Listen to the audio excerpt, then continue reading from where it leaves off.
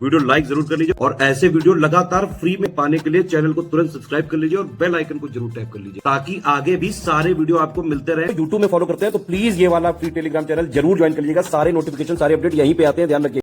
Hello everyone, welcome to study for civil services backup channel. मेरा नाम Sumedha Grady है और पॉलिटी के सेशन में हम डिस्कस कर रहे थे one liner important facts related to fundamental rights.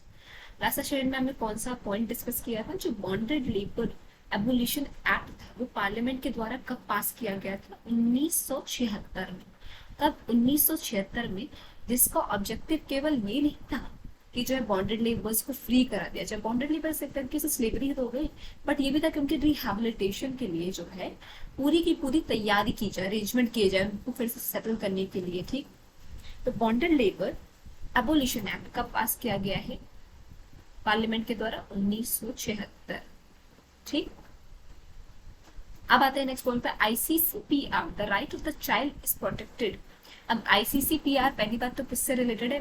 बच्चों के राइट से। ठीक है, right of the child is protected by article 24 of the international convention on civil and political right. तो आईसीसीपीआर का फुल फॉर्म क्या है? International convention on civil and political rights. It is related to children. It is noteworthy that the rights of the child have also been protected by Article 24 of the Constitution of India. तो कभी भी सवाल उठता है कि बच्चों का right या फिर कहेंगे चिल्ड्रन का राइट किससे प्रोटेक्ट किया गया है? चाइल्ड का। तो आर्टिकल 24 अनुच्छेद 24 में है। आईसीसीपीआर का फुल फॉर्म क्या है? International convention on civil and political right. ठीक, अब आ जाते हैं नेक्स्ट पॉइंट पे। They can be suspended during the operation of national emergency except the right guaranteed by the article 20 and 21। हमने पहले भी पॉइंट देखा है कि 20 और 21 आर्टिकल को छोड़ के बाकी सारे इमरजेंसी के दौरान जो है सस्पेंड हो जाते हैं। Further the 6 rights guaranteed by the article 19 can be suspended only when emergency is declared on the ground of war or external aggression. That is external emergency and not on the ground of armed rebellion, that is internal emergency.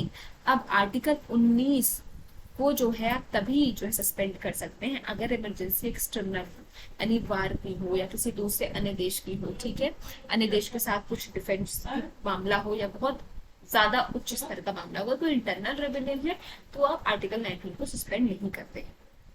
अब आ जाते हैं next point पे। Article 13 declares that all laws that are inconsistent with or in derogation of any of the fundamental rights shall be void. In other words, it expressly provides for the doctrine of judicial review. अब judicial review concept कहाँ से आया? USSR. ठीक, this power has been confirmed by the Supreme Court, Article 32, and the High Court, Article 226, that can declare a law unconstitutional and invalid on the grounds of contravention of any of the fundamental rights.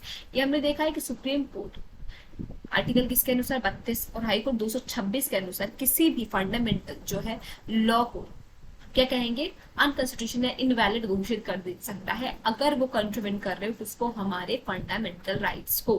ठीक, next point क्या? Article 14 says that the state shall not deny to any person equality before law और the equal protection of the laws within the territory of India. Article 14 के अनुसार state किसी को भी deny नहीं कर सकता है इक्वालिटी बिफोर लॉ। लॉ के आगे सब इक्वल हैं, सबकी प्रोटेक्शन होगी किसमें? जो भी क्या है टेरिटरी ऑफ इंडिया के अंदर है जो भी पर्सन।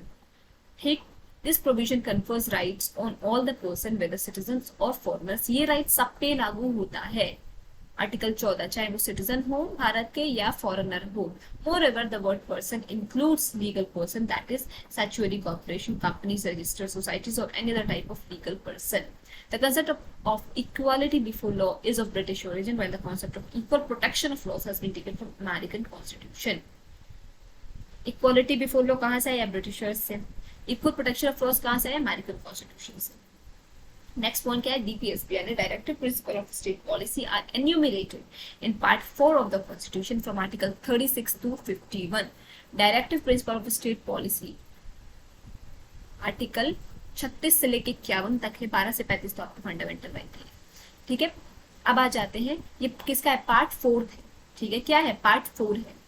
आर्टिकल कहाँ से कहाँ तक है? 36 से 51 तक। The framer of the constitution borrowed this idea from Irish constitution of 1937 which has copied it from the Spanish Constitution.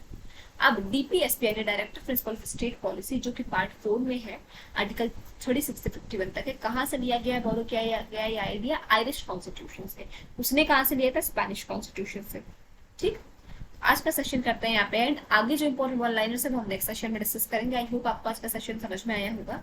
कोई भी डाउट हो तो प्लीज कमेंट सेक्शन में कमेंट करके जरूर बताइएगा, और अभी तक अगर आप चैनल को लाइक शेयर सब्सक्राइब नहीं किए तो प्लीज कीजिए और बेल बटन को प्रेस करना ना भूलिए। Thank you so much for watching.